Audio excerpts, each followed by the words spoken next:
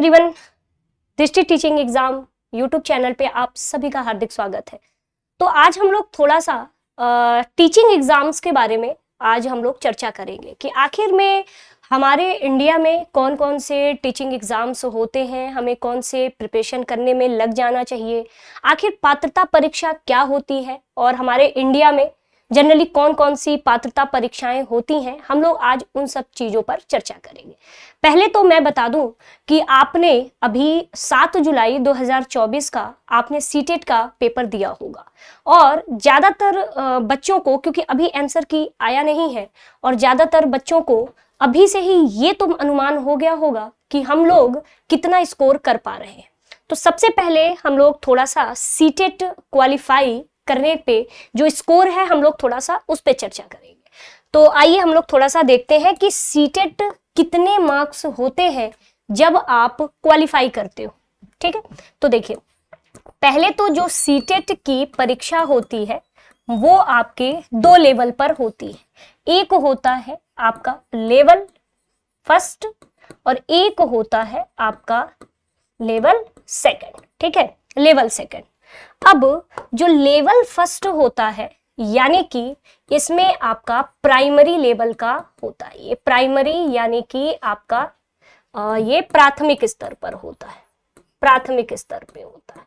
ठीक है, और इसमें आपको कक्षा 1 से लेकर के पूरा 5th तक जो है ये प्राइमरी लेवल होता है, ये आपका लेवल फर्स्ट होता है। इसकी पात्रता परीक्षा आप लेवल फर्स्ट के लिए देते हो।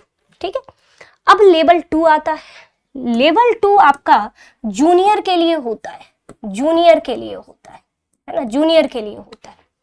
जूनियर का मतलब कि आपको क्लास 6th से लेकर के पूरा 8th तक के लिए आप इसके लिए पात्रता परीक्षा देते हो। अब चर्चा करते हैं कि इन दोनों ही लेवल में कितने नंबर अगर हम लाएं जिससे कि सीटेट हमारा क्वालिफाई हो जाए। तो उसमें हमारा, अगर हम सामान्य श्रेणी से आते हैं यानी कि हम जनरल कैटेगरी से आते हैं तो हमें कितने नंबर लाने होंगे। तो आप सभी जानते हो कि 150 जो है नंबरों की हमारी परीक्षा होती है। ठीक है, 150 नंबरों की, और 150 नंबरों में अगर आपने 90 नंबर ला दिए हैं तो आप सीटेट चाहे लेवल फर्स्ट हो चाहे लेवल सेकंड हो, दोनों स्तर की परीक्षा हो, चाहे आप अगर डीएलएड किए हो तो आप लेवल फर्स्ट देते हो, अगर आप बीएड किए हो तो आप लेवल सेकंड की परीक्षा देते हो। पहले ऐसा नहीं था। पिछले साल सुप्रीम कोर्ट का जब जजमेंट आया तब आपका पहले बीएड भी सम्मिलित था प्राथमिक जो है आपके जो है परीक्षाओं में, लेकिन बीएड को वहां से हटा दिया गया। ठीक है, तो अब सामान्य श्रेणी में 90 नंबर आपको लाने होंगे और ये सब उनके लिए चर्चा हो रही है जो अभी नए हैं, यानी कि अभी उनका कह सकते हैं कि शिक्षक भर्ती में अभी उनका शुरुआती समय। ठीक है, हम लोग उन बच्चों के लिए ये इन सारी चीजों पे चर्चा कर रहे हैं। अब सामान्य श्रेणी के बाद आता है आपका ओबीसी। ओबीसी यानी कि ओबीसी में कितने नंबर होने चाहिए, तो आपका 82 होने चाहिए, यानी कि इसमें 60% अगर आप नंबर लाते हो देन आप क्वालिफाई हो, और अगर आप 82 नंबर लाते हो 150 में यानी कि 55%, तब जाकर के आप सीटेट क्वालिफाई होते हो। फिर उस पर हम लोग चर्चा करेंगे कि आपके एससी एसटी में कितने नंबर हमें सीटेट क्वालिफाई के लिए लाने होते हैं। तो आपके 75 मार्क्स 150 में, और जिसमें से आपका कितना प्रतिशत ये बना, तो आपका पूरा का पूरा तो 50% है ना, यानी कि अगर आप 50% मार्क्स ले आते हो तो आप सीटेट क्वालिफाई हो। तो ये था पहले तो हमारी क्वालिफिकेशन, यानी कि हम सीटेट जो है कब क्वालिफाई कर पाते हैं, जब हमारा 150 में इतने मार्क्स आते हैं तो हम सीटेट क्वालिफाई हो जाते हैं। अब आप लोगों ने 7 जुलाई 2024 का जो ये सीटेट की परीक्षा है, चाहे लेवल 2 के लिए चाहे लेवल फर्स्ट के लिए, अगर आप इतने स्कोर या इससे अधिक कर पा रहे हो तो आप सीटेट क्वालिफाई हो जाओगे। ये आप जो है ये अपने दिमाग में ये रख लो, ठीक है। अब सीटेट क्वालिफाई के बाद की चीजें क्या, अब हम लोग उस पर चर्चा करेंगे। यानी कि ये तो सीटेट की योग्यता के लिए अंक है आपके। अब प्रमाण पत्र की वैधता कितनी होनी चाहिए, प्रमाण पत्र की, यानी कि अगर आप सीटेट क्वालिफाई कर ले जाते हो तो कितनी वैधता होती है, यानी कि कब तक आप शिक्षक भर्ती में सम्मिलित हो सकते हो, क्योंकि हर चीज का एक अपना क्या होता है कि निर्धारित समय होता है। पहले सीटेट के जो मार्कशीट होती थी उसकी वैधता 7 साल होती थी, लेकिन अभी हाल ही में इसे हमेशा के लिए यानी कि पूरा लाइफ टाइम कर दिया है। क्या कर दिया है, पूरा का पूरा लाइफ टाइम कर दिया गया, यानी कि जब तक आप चाहो इस पर आप शिक्षक भर्ती दे सकते हो। पहले ये 7 साल थी, लेकिन अब ये हमेशा के लिए है, लाइफ टाइम के लिए है, ठीक है। तो ये सारी चीजें, अब हम लोग थोड़ा सा सीटेट में अभी हम लोग पाठ्यक्रम पर चर्चा करेंगे कि आखिर 2025 के लिए हमारी रणनीति क्या होनी चाहिए। तो देखिए, अब हमें सीटेट में देखना है कि भाई सीटेट अब 2025 की कौन सी हमें अब रणनीति अपनानी है ना, रणनीति हमें अपनानी। तो अब 2025 के लिए तो हम लोग ये जानते हैं कि जो लेवल फर्स्ट है, यानी कि प्राथमिक स्तर की अगर हम लोग बात करें, प्राथमिक स्तर की हम लोग अब चर्चा करें, तो सबसे ज्यादा परेशान करने वाला अगर कोई विषय है तो मैथ तो चलो ठीक है, मैथ तो परेशान करता ही है, लेकिन पर्यावरण का कोई फिक्स नहीं होता। यानी कि पर्यावरण अध्ययन का ये देता कुछ और है और प्रश्न पूछता कुछ और है। यानी कि पर्यावरण अध्ययन आपके 30 नंबर के यानी 30 अंक के आते हैं और 30 प्रश्न आपके होते हैं, जिनमें से 15 क्वेश्चन आपके कंटेंट वाला होता है और 15 क्वेश्चन आपके पेडागोजी सेक्शन होती है,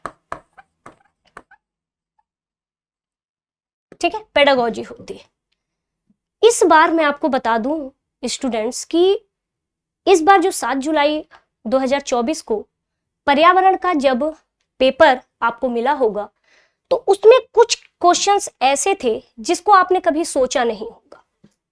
जैसे कि मैं आपको बता दूं कि एक प्रश्न आपका था पर्वत से, माउंटेन से क्वेश्चन था, माउंटेन से क्वेश्चन था कि निम्न में से कौन सा ज्वालामुखी पर्वत नहीं है। और ऐसे 3-4 क्वेश्चंस देखे गए जो आपके लिए वो बहुत अनोखे प्रश्न होंगे। अब हमें आगे की तैयारी अब कैसे करनी है अगर हमें पर्यावरण तैयार करना है तो आइए थोड़ा सा हम लोग पर्यावरण के पहले तो पाठ्यक्रम पर चर्चा करते हैं। तो इसमें हमारा जो सिलेबस है वो क्या है, ये देखिए, इसमें सबसे पहला सिलेबस है परिवार एवं मित्र। तो ठीक है, परिवार के बारे में पूछा जाता है, फ्रेंडशिप के बारे में पूछा जाता है, एक आध सवाल तो यहाँ से आता ही आता है।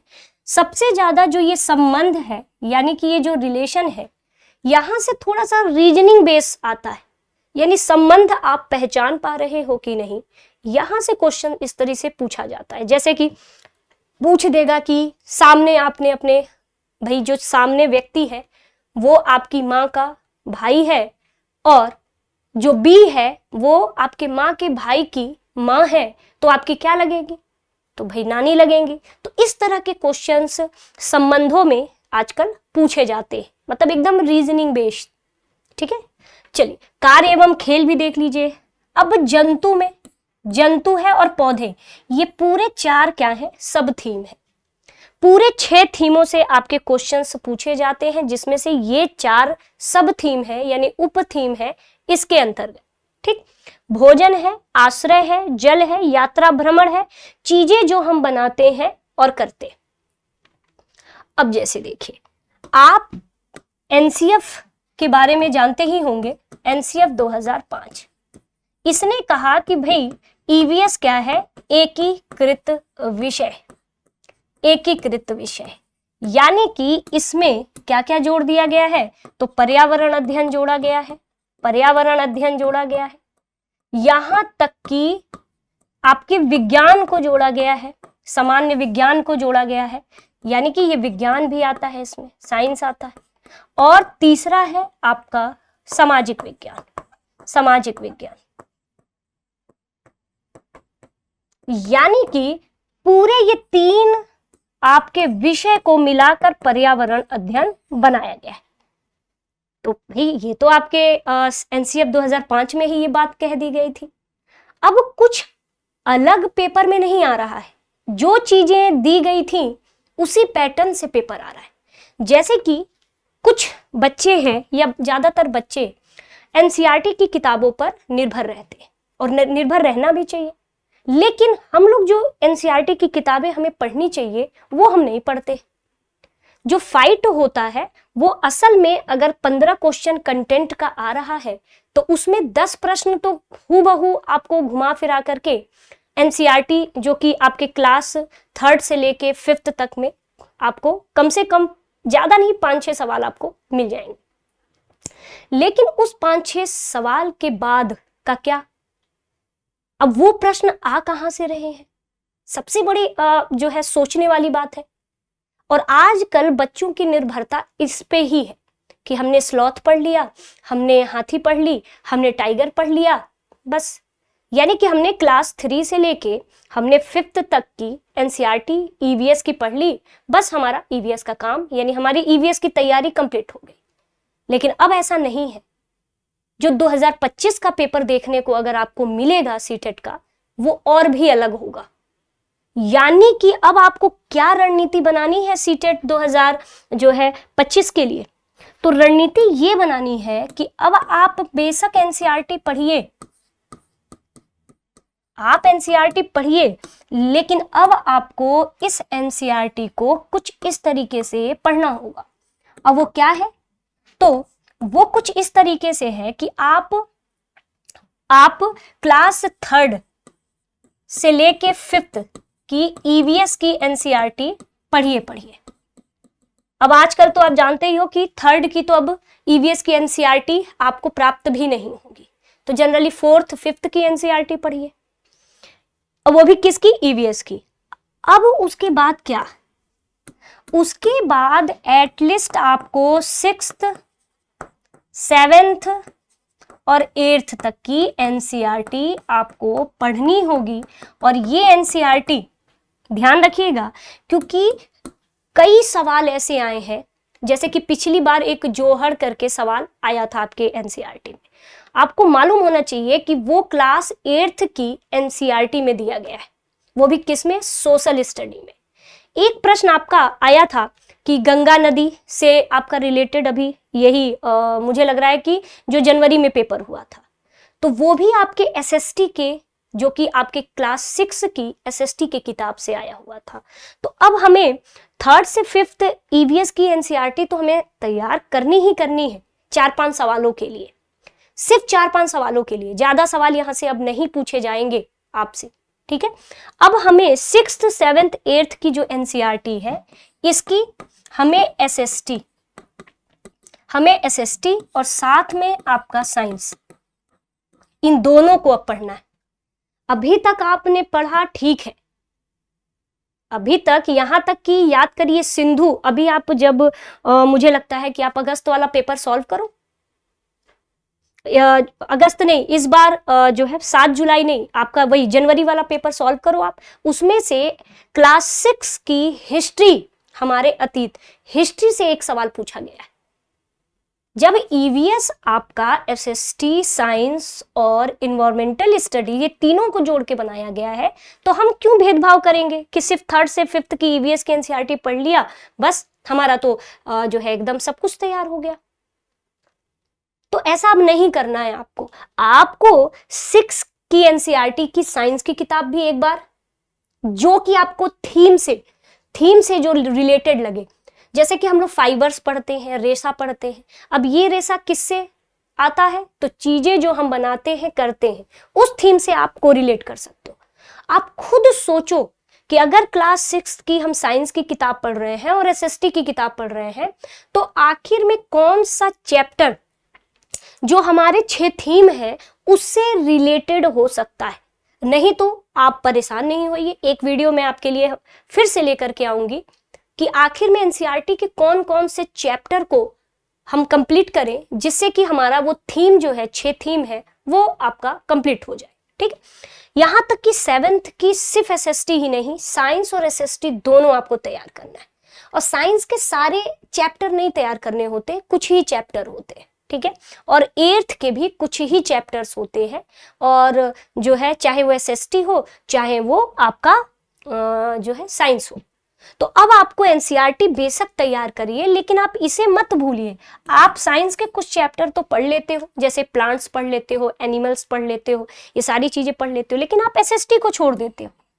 और आजकल कम से कम 2 से 3 सवाल आपके यहाँ से पूछ लिए जाते हैं। और वो 3 सवाल बहुत मायने रखता है, क्योंकि कभी कभी हमारा जो मेन मेरिट होता है कि भाई 82 ओबीसी के लिए, 90 जनरल के लिए, 75 एससी एसटी के लिए, तो हम क्या हो जाते हैं, तो एक नंबर भी अगर आपका कम हुआ ना तो आप उससे नीचे हो जाओगे और उस साल पूरा 1 साल या 6 महीने आपका सब कुछ बेकार हो जाता है। तो इसीलिए धैर्य के साथ अभी भी अब आप अगर जो पीछे रह गए हैं इस बार 7 जुलाई 2024 के पेपर में, तो अब एक नई ऊर्जा के साथ, धैर्य के साथ एक एक चीज, एक एक लाइन आप प्रिपेयर करो। अब आप सोचोगे कि ठीक है सीटेट तो हम प्रिपेयर कर लेंगे, अब सीटेट के बाद क्या होगा। तो आइए हम लोग थोड़े से भारत में कौन कौन सी पात्रता परीक्षाएं होती हैं, हम लोग थोड़ा सा उस पर चर्चा करते हैं। तो ये तो है आपका, ये 15 प्रश्न आते हैं आपके शिक्षा शास्त्रीय मुद्दे पर, यानी पेडागोजी पे। तो पेडागोजी तो 15 नंबर का है। अगर जिस दिन आपके अंदर एक अच्छे शिक्षक बनने के गुण आ जाए, या आप कोशिश कर लें कि मैं एक अच्छा शिक्षक कैसे बन सकता हूं या एक अच्छी शिक्षिका मैं कैसे बन सकती हूं, तो उस दिन आपको ये पेडागोजी सॉल्व करने में कोई परेशानी नहीं आएगी। लेकिन कुछ इसके टर्म्स होते हैं, जैसे कि आप क्लास में या आप प्रीवियस ईयर क्वेश्चन पेपर के मुद्दों पर जब आप बात करते हो या फिर रिवीजन करते हो, पढ़ते हो, तो कुछ चीजें आपकी नई सीखने को मिलती है। तो एक शिक्षक को कैसा होना चाहिए वो तो एक पेडागोजी प्रिपेयर करके ही पता चलता है। ठीक है, तो ये तो बहुत महत्वपूर्ण है, क्योंकि आप कितने भी नॉलेज वाले शिक्षक क्यों ना बन जाओ, लेकिन सबसे बड़ी बात क्या होती है कि अगर आप बच्चे को डील नहीं कर पा रहे हो, बच्चे को समझा नहीं पा रहे हो, तब तो ये बच्चे में दिक्कत नहीं है, आपके अधिगम में दिक्कत है कि जिस तरीके से आप पढ़ा रहे हो। तो आप अपने तरीके को बदलो। ठीक है, तो यही तो हमें पेडागोजी सिखाता है कि आप तरीका बदलिए। छोटा बच्चा है, अगर छोटा बच्चा फेल हो रहा है अपनी क्लास में, दैट मीन्स कि बच्चे की दिक्कत नहीं है, ये आपके अधिगम की दिक्कत है, लर्निंग प्रोसेस की दिक्कत है। यानी कि आप जो तरीका इस्तेमाल कर रहे हो बच्चों को समझाने के लिए, पढ़ाने के लिए, कहीं ना कहीं उसमें समस्याएं हैं। तो अगर बच्चा कोई गलती करता है तो ये अच्छी बात है, इसलिए अच्छी बात है क्योंकि बच्चा सीख रहा है। तो आपको इस तरह के साइकोलॉजी को अपना मेंटेन रखना होगा ये पूरे 15 नंबर पेडागोजी के लिए। तो ये सब चीजें तो बहुत अच्छे से प्रिपेयर होती है, बस धैर्य के साथ पढ़ोगे तो ये भी आपका बहुत अच्छे से प्रिपेयर होगा। अब आपको मैं थोड़ा सा बताती हूं कि भारत में कौन कौन सी पात्रता परीक्षाएं होती। तो जनरली जो सबसे इस समय चर्चा में जो पात्रता परीक्षाएं होती हैं, हम लोग उस पर बात करेंगे। तो देखिए, पात्रता परीक्षा वो परीक्षा है जब हम उसे पास कर लेते हैं तो किसी राज्य या किसी देश के किसी भी स्कूलों में अगर कोई शिक्षक भर्ती आती है तो हम उसमें बैठने के काबिल हो जाते हैं। यानी सबसे पहले शिक्षक पात्रता के द्वारा एक शिक्षक बनने लायक आपके अंदर वो गुण है कि नहीं, पहले उसे जज किया जाता है। अब सबसे जो इंडिया लेवल पे एकाध राज्यों को छोड़ करके, कुछ एकाध राज्य हैं जहां छोड़ करके सभी जगह सीटेट लागू है, तो सबसे एक ऑल इंडिया बेसिस पे एक सबसे महत्वपूर्ण पात्रता परीक्षा है सीटेट की परीक्षा, ठीक है। और जब ये पास कर ले जाते हो तो एकाध राज्य को छोड़ के सभी राज्यों के शिक्षक भर्ती में आप बैठने के काबिल बन जाते हो, ठीक है। अब दूसरा है आपका बिहार एस्टेट। बिहार एस्टेट ऐसे लिखते हैं, Bihar estate. Bihar super TET, ये जो पात्रता परीक्षा होती है वो दो चीजों के लिए होती है। अब वो दो चीज है, क्या चीज? तो 9th 10th के लिए, ठीक है, और एक आपका 11th 12th के लिए, ठीक है। एक आपका टीजीटी लेवल पर आपके बिहार एस्टेट की परीक्षा होती है, एक आपका पीजीटी लेवल पर, जिसे हम 10+2 कहते हैं, है ना। तो ये बिहार एस्टेट की परीक्षा होती है। जब आप ये क्वालिफाई होते हो तब जाके आप बिहार शिक्षक भर्ती में आप सम्मिलित होते हो। अब आप कहोगे कि ठीक है मैम, अगर बिहार में प्राइमरी, अभी हम लोग चर्चा करेंगे, शिक्षक भर्ती की अलग से चर्चा करें, अभी हम लोग सिर्फ पात्रता परीक्षा की चर्चा करेंगे। अब उत्तर प्रदेश की शिक्षक भर्ती आती है तो उसमें सीटेट वाला बच्चा भी बैठता है और यूपी टेट। तो उत्तर प्रदेश की पात्रता परीक्षा है आपका यूपी टेट। राजस्थान की जो पात्रता परीक्षा है वो है रीट, है ना, रीट। अब कौन कौन सी पात्रता? हरियाणा की पात्रता परीक्षा है एस्टेट, ठीक है, एस्टेट। और कौन कौन सी पात्रता परीक्षा है? मध्य प्रदेश की आपकी एमपी टेट, ठीक है। तो ये सब क्या है? तो ये सब आपकी पात्रता परीक्षाएं हैं जो कि ये महत्वपूर्ण, जो हमें ये देखने को मिलती है अपने आसपास। अब हम लोग कुछ यहाँ पर शिक्षक भर्ती पर बात करते हैं कि आखिर हमें इंडिया में कौन कौन सी शिक्षक भर्ती देखने को मिलती है। सबसे अच्छी अगर देखा जाए, जो एक बेहतर शिक्षक भर्ती ऑल इंडिया लेवल पे आती है, वो होती है केवीएस।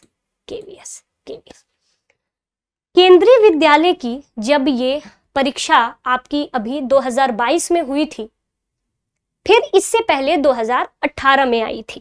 देखो, ये लास्ट टाइम में 2018 में पेपर हुआ था, उसके बाद 2022 में पेपर हुआ। अब आगे कब होगा? तो इनका एक पहले से ही ये रहा है कि हर 2-3 साल पे एक बार इनकी भर्ती आती है। तो आप 2025 के लिए अभी से प्रिपेयर हो जाओ। अब सीटेट का जो ये केवीएस का जो पाठ्यक्रम है, इसमें भी ईवीएस जो आता है वो पूरे 20 नंबर का होता है। अब वो भी थीम आधारित होता है। और क्या ही पेपर, केवीएस का आप एनसीईआरटी के बिना तो आप बैठ ही नहीं सकते। मतलब सब लाइन बाय लाइन एनसीईआरटी से क्वेश्चंस ईवीएस के लिए, पर्यावरण अध्ययन के लिए यहां पर पूछा था। केवीएस 2 लेवल पर भी पेपर, 2 लेवल क्या 3 लेवल पर, क्योंकि केवीएस केंद्रीय विद्यालय आपका प्राइमरी लेवल यानी कि प्राथमिक स्तर पर आपकी परीक्षाएं होती हैं, जिसमें से क्या मांगा था? सीटेट क्वालिफाई मांगा था आपसे, है ना, सीटेट क्वालिफाई मांगा था। जूनियर लेवल पे भी पेपर होता है, इसमें जूनियर लेवल पर भी होता है। इसमें सीटेट लेवल 1, सीटेट लेवल 2। इसी केवीएस ने अपना रिजल्ट रोक के रखा था क्योंकि सुप्रीम कोर्ट का जजमेंट आना था। लेकिन जैसे ही सुप्रीम कोर्ट का जजमेंट आया तो बीएड वालों का, यहां से प्राथमिक लेवल से बीएड वाले बाहर हो गए थे, ठीक है। ये बहुत चर्चा का उस समय था। और सीटेट प्राथमिक स्तर के लिए डीएलएड होना चाहिए plus CTET first paper qualify होना चाहिए।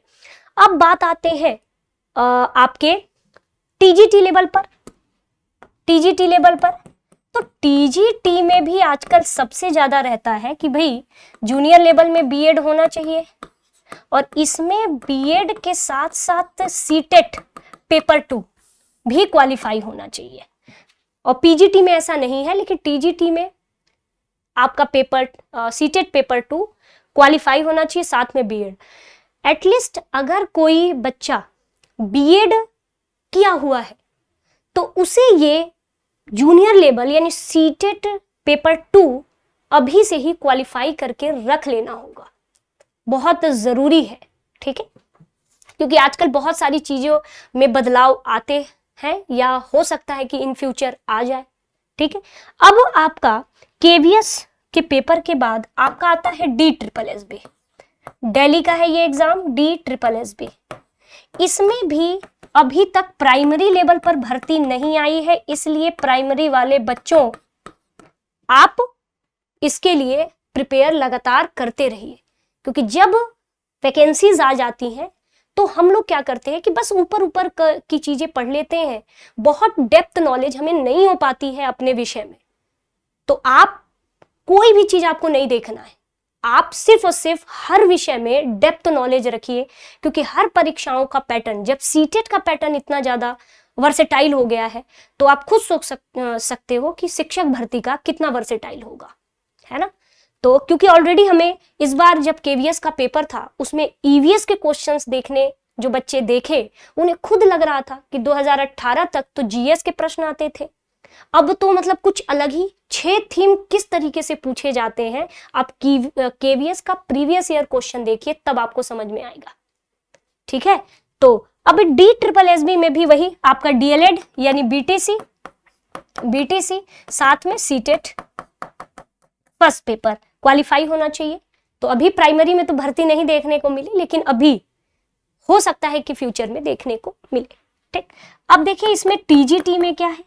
टीजीटी में भी आपका वही बीएड तो होना ही चाहिए, लेकिन बीएड के साथ साथ सीटेट पेपर 2 भी होना चाहिए।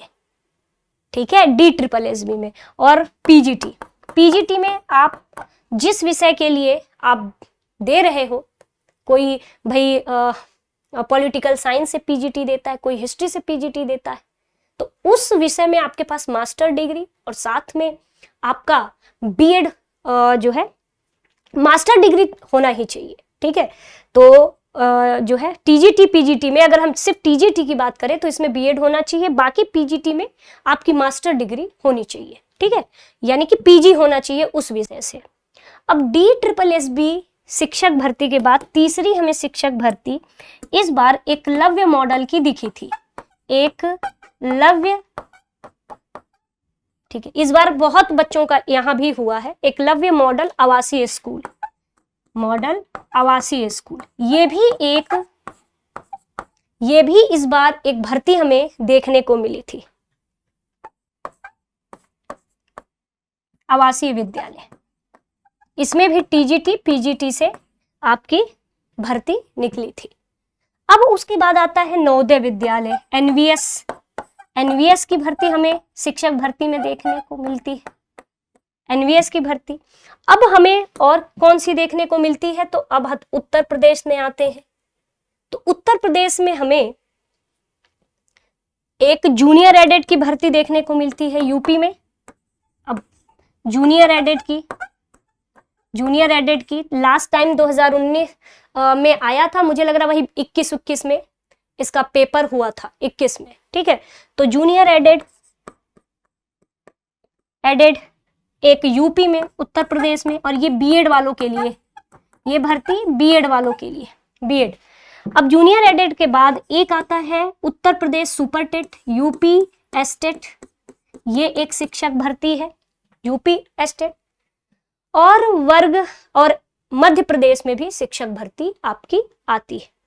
तो और एक सबसे ज्यादा इस समय जो भर्ती हमें देखने को मिलती है वो 7वें number BPSC, TRE first, TRE second, BPSC TRE, जो कि अब नेक्स्ट 4.0, नेक्स्ट वाला 4.0 होने वाला है। इसके लिए क्या होता है कि बीपीएससी टीआरई में अगर आप टीजीटी पीजीटी की परीक्षा आप दे रहे हो तो इसके लिए बिहार एस्टेट क्वालिफाई होना चाहिए, है ना, बिहार एस्टेट आपका क्वालिफाई होना चाहिए। ठीक है, बिहार एस्टेट क्वालिफाई होना चाहिए, तब जाके आप पात्र हो वहां की भर्ती में बैठने के लिए। बात आते हैं जूनियर लेवल की, तो जूनियर यानी 6 to 8 क्लास के लिए सीटेट 2 और साथ में बीएड होना चाहिए। और जबकि प्राथमिक स्तर के लिए सीटेट फर्स्ट और डीएलएड, है ना, डीएलएड होना चाहिए, यानी बीटीसी होना चाहिए। तो शिक्षक भर्तियां बहुत है, बस आप अपनी तैयारी बहुत डेप्थ रूप में रखिए। और कुछ पात्रता परीक्षा है जो आपका लगता है कि नहीं मैं कंफर्टेबल हूं उस पात्रता परीक्षा देने में, तो आप वो पात्रता परीक्षा भी दे सकते हो। और यहाँ पर आपकी शिक्षक भर्तियां हैं, जैसे कि आप केवीएस में अपॉर्चुनिटी ढूंढ सकते हो। केवीएस तो क्योंकि केवीएस एनवीएस ये सब ऐसे विद्यालय है जहां एक्चुअल में नई जो आपकी राष्ट्रीय शिक्षा नीति है वहां पे अच्छी तरीके से यहाँ पे पालन होता है। तो आपका केवीएस है, DSSB है, ये सब बहुत अच्छी अपॉर्चुनिटी होती है एक शिक्षक भर्ती के लिए। आपका एनवीएस है, एकलव्य मॉडल आवासीय, इस बार तो आई थी भर्ती, बहुत सारे बच्चों का हुआ भी है। जूनियर एडेड उत्तर प्रदेश में लास्ट में वही 2021-22 में आपकी देखने को मिली थी, एग्जैक्ट मुझे डेट याद नहीं। और अब तो इन फ्यूचर भी उत्तर प्रदेश सुपर टेट में जो भर्ती आएगी वो 2 लेवल पे आएगी, बीएड वालों के लिए अलग, बीटीसी वालों के लिए अलग। तो ये आपका यूपी एस्टेट है, उत्तर प्रदेश सुपर टेट है, ठीक है, उत्तर प्रदेश सुपर टेट है। और एक भर्ती है बीपीएससी टीआरई जो कि 4.0, ठीक है। और वो इसके लिए टीजीटी पीजीटी के लिए आपको बिहार एस्टेट टीजीटी वाला यानी कि 9th-10th और बिहार एस्टेट 11th-12th क्वालिफाई होना चाहिए, तब जाके आप इस शिक्षक भर्ती में बैठोगे। सीटेट वाले बच्चों के लिए जूनियर और प्राथमिक यानी 6 to 8 और 1st to 5th ये दोनों क्वालिफिकेशन यानी पात्रता आपके पास होनी चाहिए, तब जाके आप उस पेपर में बैठोगे। तो ये हम लोगों ने पूरा आज एक शिक्षक भर्ती पर और आपकी एक पात्रता परीक्षा पे, और साथ ही साथ कि हमें अब 2025 के लिए सीटेट की रणनीति क्या बनानी होगी। तो सीटेट की रणनीति ये है कि अभी तक हम सिर्फ 3, 4, 5 इस एनसीईआरटी के ईवीएस किताबों पर सिर्फ निर्भर रहते थे, लेकिन अब हम सिर्फ उस पर ही नहीं, अब क्लास 6 की एसएसटी साइंस और 7th की एसएसटी साइंस, 8th की एसएसटी साइंस, इन सब किताबों पर भी हम निर्भर रहेंगे, क्योंकि अब 4-5 सवाल, 6 सवाल, 7 सवाल अब इन सारी चीजों पे आ रहे हैं। तो अब हमें कंप्लीट एटलीस्ट 3rd से लेके 8th तक की एनसीईआरटी हमें एसएसटी, साइंस और ईवीएस ये तीनों को हमें अब प्रिपेयर करना होगा 2025 के लिए। और पेडागोजी को सिर्फ रटना नहीं होगा, अब हमें उसे अपने अंदर धारण करना होगा, हमें उस तरीके का बनना होगा, तब जाकर के आप पेडागोजी के सवाल 15 में कम से कम 14 सवाल सही कर पाओगे। इस बार बहुत ईवीएस का पेपर काफी बच्चे बता रहे थे कि उनका 30 में वही 20, 19, 18 ऐसे नंबर है। तो आप अपनी तैयारी के अब डायरेक्शन को चेंज करिए, और मैं ऐसे ही और भी चीजें, जैसे कि अब आपको एक आगे मैं वीडियो लेकर के आऊंगी कि अब आपको कौन कौन सी एनसीईआरटी आखिर कौन से चैप्टर को पढ़ें जिससे कि आपको वो जो 6 थीम है वो तैयार हो जाए। और जिसको 6 थीम से खतरनाक सवाल देखने होंगे तो वो थोड़ा सा केवीएस के प्रीवियस ईयर क्वेश्चंस को देखिए, आखिर 6 थीम से सवाल कैसे बनते हैं, आपको उन्हीं प्रश्नों से समझ में आ जाएगा कि 6 थीम सिर्फ 6 थीम नहीं है, अगर हम चाहें तो हर चीज को इस थीम से हम जोड़ सकते हैं। तो अभी मैं एक वीडियो आपको एनसीईआरटी से रिलेटेड लेके आऊंगी कि कौन से चैप्टर पे आप सबसे ज्यादा ध्यान दें। तो चलते हैं स्टूडेंट्स, अब मिलते हैं नेक्स्ट वीडियो में। आप तब तक अपना ध्यान रखिए और अपनी तैयारी सुचारू रूप से करते रहिए और अपनी तैयारी एक डेप्थ रूप में करिए। आप सभी का बहुत बहुत धन्यवाद।